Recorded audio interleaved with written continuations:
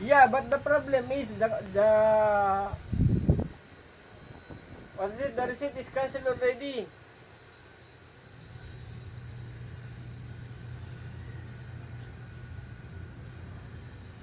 Yes, yes, brother. I already sent the money, but the confirmation is already delayed, my brother. You know what?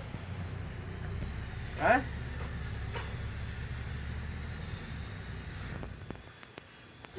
You not hear me?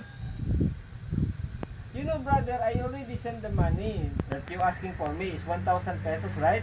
To Miss, to Miss, how's that lady? How's that lady name? How's that lady? How's that lady, brother? Your management is Geraldine Aguda. Geraldine Gonzalez Aguda is 09. Oh my God, my brother. I wrong one number, that's why. Brother. No, no, I'm serious. It's 27 here. I, oh my goodness, brother.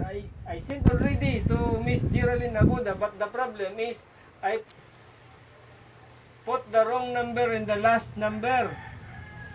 I thought it's 6, but this one is 7. Oh my God, brother. How can I get receive again?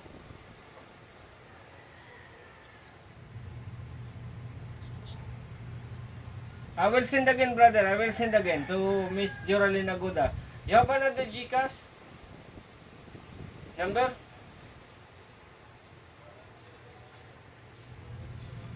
Yeah.